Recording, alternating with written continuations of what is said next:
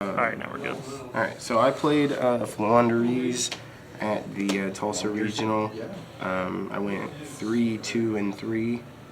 Yeah, I went 3, 2, and 3. So I didn't do super great, but I thought the deck did well. So yeah, I had 2 ties. Noe had 3 or 2. There was a lot of ties that day, to be honest. I had several opponents tell me they tied twice. So yeah, this was Noe's first time back with the new time rules. Oh my god, he's never tied before ever. That's wild. Well, anyway, but he always goes into time. Yeah, I'll just show you the deck. It's a little bit disassembled. It's been a week, but it has been a week, so some stuff might not be here, but we'll go over it anyway. Yeah. So we've got 3 Robina. That's pretty self-explanatory. 3 Eaglins, 1 Toucan, and a Stree. This is all of the little birds that you play at the ratios. It's pretty self-explanatory. If you ever played the deck, it makes sense.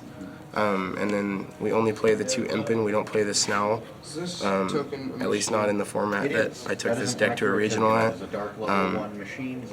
2 Impin is correct because you need it to grind, especially when you're playing against decks like Runic that banish cards off the top of your deck. So like, you don't want to end up with like only like Ryza as your only tribute in the deck, because that doesn't do anything for you going first. And then 3 Magnificent Map. This is literally the best card in the entire archetype, in my opinion. It has like so much utility. This plus any of the little birds is your full combo.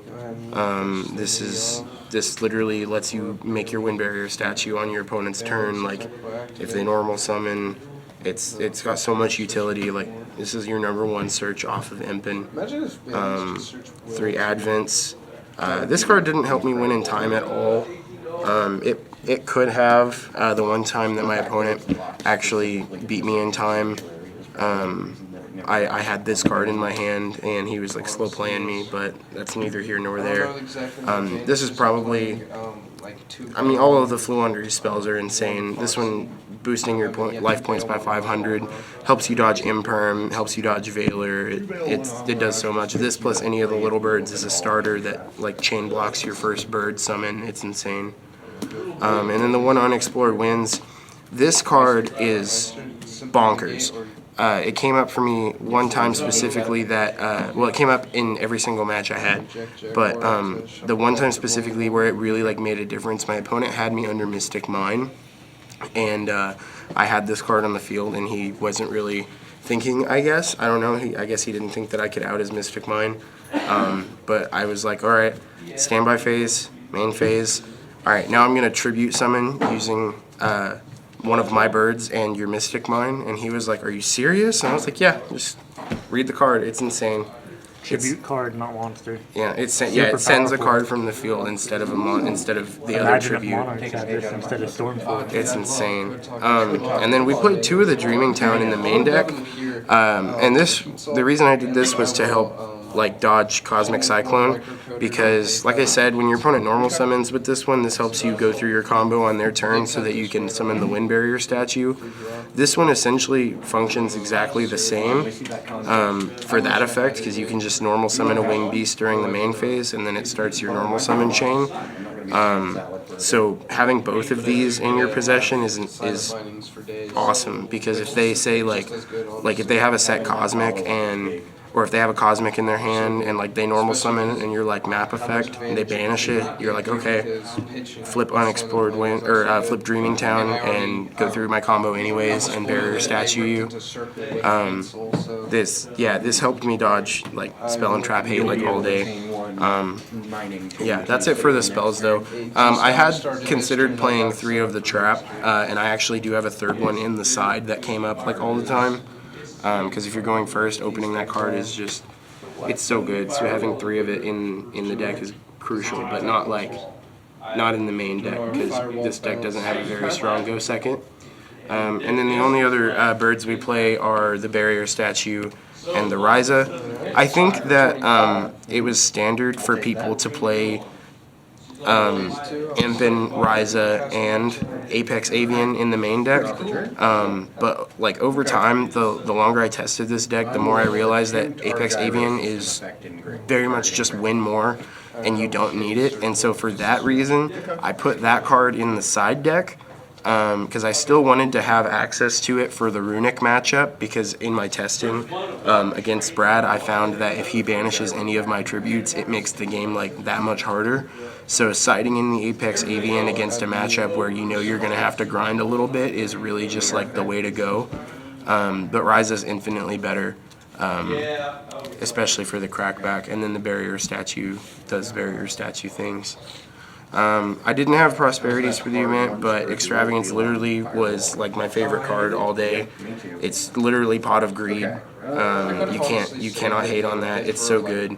I had a match against a Mystic Mine player, like specifically like Mystic Mine Stun, where like turn 1 I drew Extravagance and Duality, and so I was like Extravagance, draw 2, Duality, Excavate, grab 1, and then the next turn I top decked Extravagance, and so I said okay, Extravagance, draw 2, and I drew into Duality. So I said okay, Duality, grab 1, and I resolved both cards like a copy of each of them in turn 1 and turn 3, and the advantage was just insane. There was no way I lost that game. And then the only other like non-archetype archetype spell is Terraforming, and I actually never drew this at all. In my testing, I was never seeing map in my hand, and I wanted to have map in my hand like all the time because that card is amazing. Because if you open map plus any of your little birds, you have your full combo, plus you get to chain block the first bird.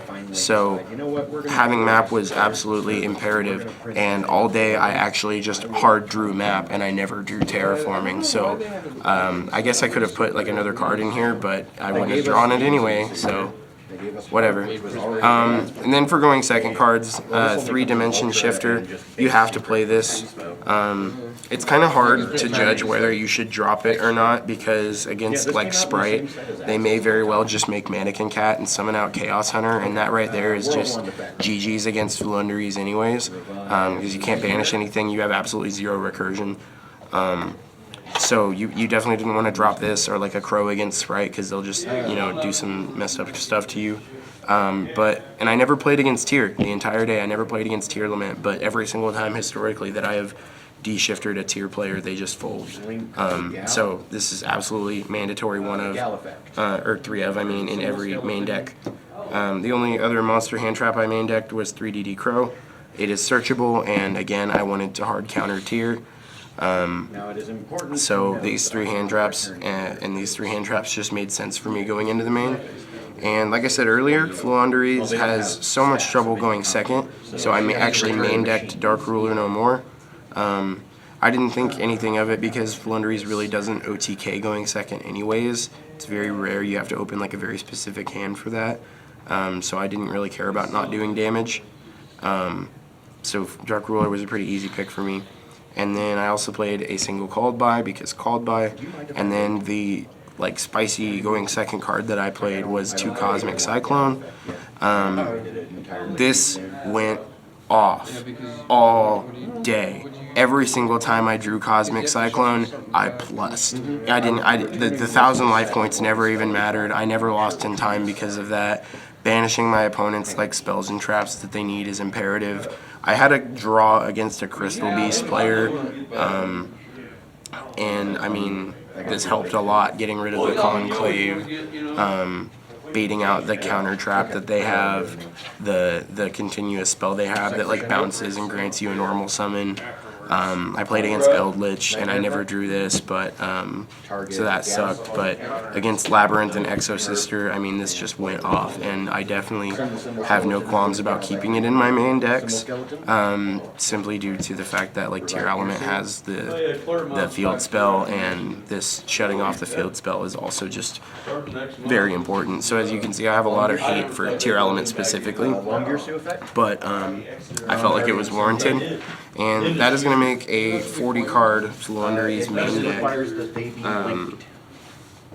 As far as like the side deck goes, I played 3 Drolls, I played 3 Ogres, a 3rd Cosmic, a Pointer, and then the Apex Avian. And then I had the 3 Harpies Feather Storm, and I only drew this one time. But I mean, it's a blowout card. It's insane. I also had some other cards in here, like I had a Harpies Feather Duster in here. And that one definitely, I actually never drew that all day. I wish I did, because that would have helped me a lot during my Eldritch matchup. Yeah, so I mean, the side deck is pretty much just up to whatever, but the only important things I had were the Feather Storms and the Avian. And then I had a 3rd Dreaming Town. Like I said earlier, with the trapped at normal summons during the main phase. I had a 3rd Dreaming Town in the side deck, and that came up a lot. Siding into 3 of that is really good. And then in the extra deck, I mean, I play Extravagance. It didn't super matter, but no, I'm just kidding. I'm just kidding. No Galaxy Tomahawks. It's a little bit unfinished right now, but we did play 3 Underworld Goddess, 3 Zeus. I only have 1 Zeus to myself. I have 1 Downer to myself. These were both at 3.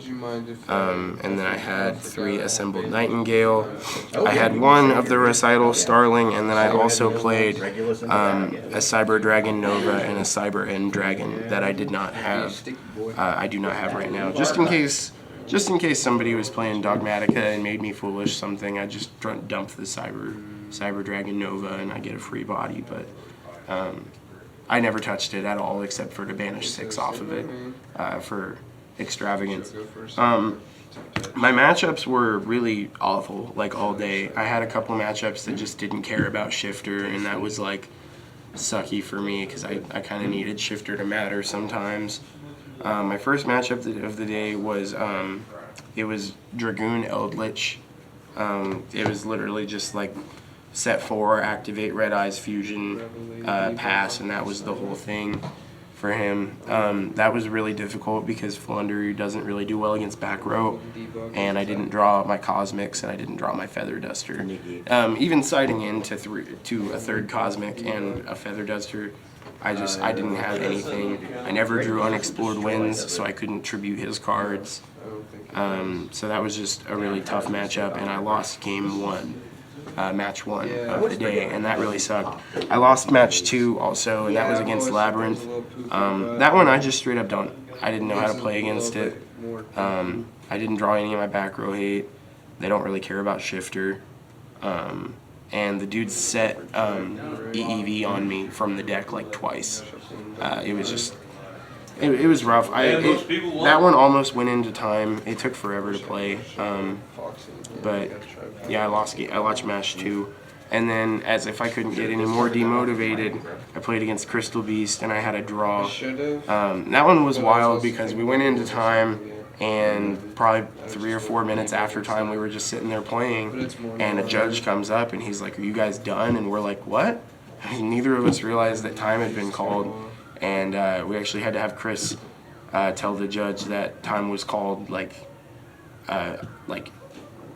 2 turns ago or something like that. Yeah, it was the end. We were in the middle of like your turn, and yeah, time had been called in his turn while there was nothing. Time had been called in his turn, and we didn't even realize, and it went to my turn, and we had to draw that game. But the dude was super cool, and I love Crystal Beast, so like that match just, it took forever because Crystal Beast kind of need a second to set up, and I also need a few turns to kill you, and so like me slowing him down didn't help at all because like he was also slowing me down, and it was a 40-minute match and we were 1-1, so that was a draw. And then I had a draw against Mystic Mine Inspector Border Stun, because again that just took so freaking long. It was insane. I sat down, and it was an old guy, and he was like, "Yeah, I'm playing the game because of my son," and I was like, "Oh, cool," you know. And then he's like, Extrav, Duality, set 5, normal summon, activate Mystic Mind, pass. And I was like,